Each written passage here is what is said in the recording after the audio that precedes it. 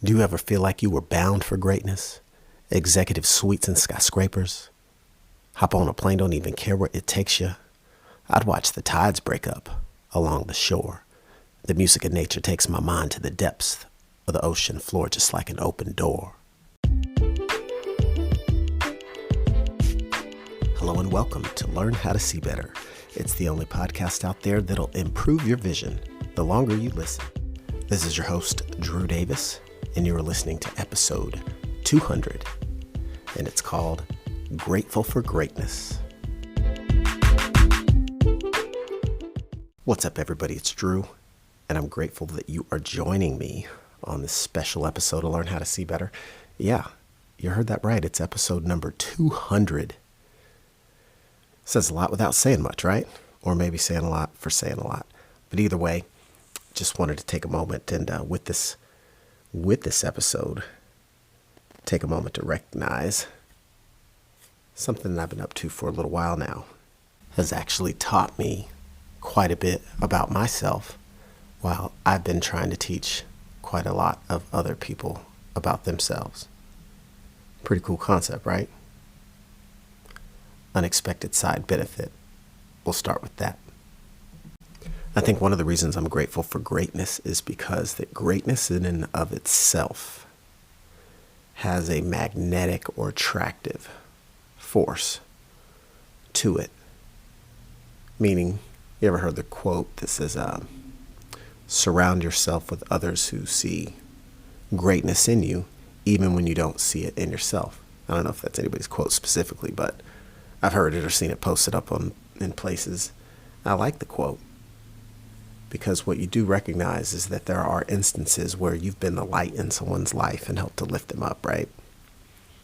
And there was a gift that you had to maybe calm their fears, remind them to what's great about them that they know and is very clear to them, or maybe to remind them of greatness inside of them that they'd lost track of or just been,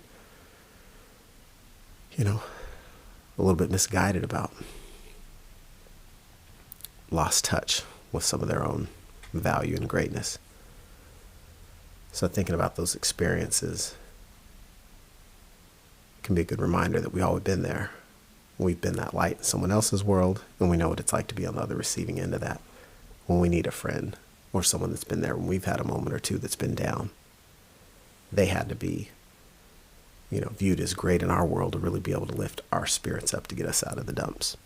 So we've all got that greatness inside of us. It's just function really of how we experience that and how we remind ourselves of it. It doesn't always have to be in the good times. It can be in the bad times as well. It can be when times are calm and it doesn't seem like there's anything great or bad going on. Like, isn't it great to not have anything chaotic in the world, in your personal world at least, going on, right? So just that expression of gratitude, even if not a perfect practice, can be something that anyone takes a moment to indulge themselves in, so to speak. The next time you have one of those rare moments that's hopefully not just on Christmas or your birthday, that you have a reason to be grateful, which is really all the time, but when it really hits you in a way that stops you in your tracks and catches your attention, that's one of those moments to double down on it, right? Double down on it a little bit and make sure you're taking that time. Count those blessings. Here's an example. Today I'm grateful for greatness and great friends. It's something I've got to say since I have greatness inside of me. And I want that to be shared. And I think that everyone has greatness inside them, and they should share that. If nothing more than for the sake of reminding others that the greatness they have is also inside of them. I have greatness inside of me. I have an abundance of skills and personal qualities I'm grateful for. I'm grateful for challenges I've overcome that help make me a greater person. I'm grateful for a great family that I grew up in. I'm grateful for the family I'm raising now. Gratitude. I wouldn't necessarily say that I'm the best at the practice, but I do recognize the value in the practice the expression of the gratitude in and of itself can be that reminder that can help shift a mood or remind one of what their capabilities are that help them get through a situation at some point in their world. And it's like those capabilities or talents are developed and honed from a series of consistent or refined choices over time. I think some of our personal qualities are really choices, more so than natural abilities or talents. Let's take something like perseverance as an example. That one's one of my favorites. Perseverance. It's more so like a character attribute, but really a choice, I would say. Times we persevere, we usually reap quite the reward for our efforts and dedication. So I'm grateful for perseverance.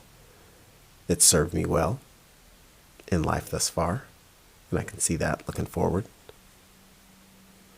So recognize some of these things that are worthy to, or worthwhile to continue to be choices. It's worthwhile to choose to persevere, especially when you're thinking about things that you believe in and wholeheartedly invest in, right? The things that matter to you.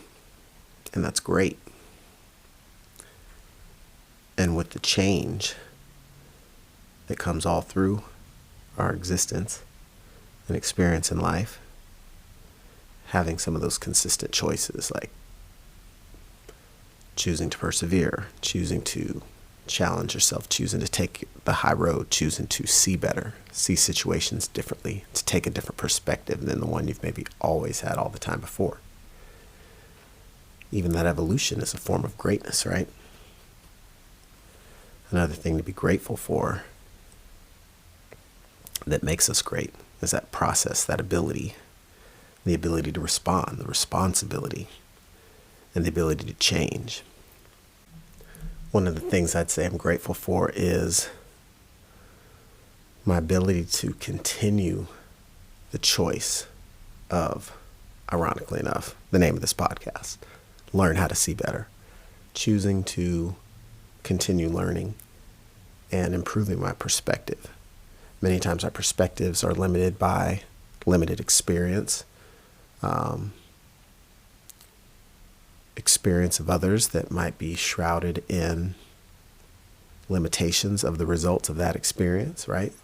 Basically meaning there could be stinking thinking if you're trying to be a professional athlete and maybe you got the talent, maybe you got the skill and the drive, but everyone around you has never done it and might think it's not possible, even though they had talent or skill or both, an opportunity really. And so looking at the world from a standpoint that the perspective that you view things from can always improve. And really a lot of the instances I've seen or experienced, or you talk to a lot of people who have made drastic change in their life, they learned how to see better. They had a shift in perspective. They recognized the kind of rule book they were living by or the set of philosophies didn't necessarily yield the best result, the most favorable result for them. So they had to kind of stop in their tracks, maybe adjust, reevaluate, take some steps back, get knocked down, get back up, suffer a setback. But through that process, learn to evolve the perspective. And that's the key thing. I think that, that decision, that approach, that new philosophy, that shift, it's a game changer. It can really knock down some dominoes.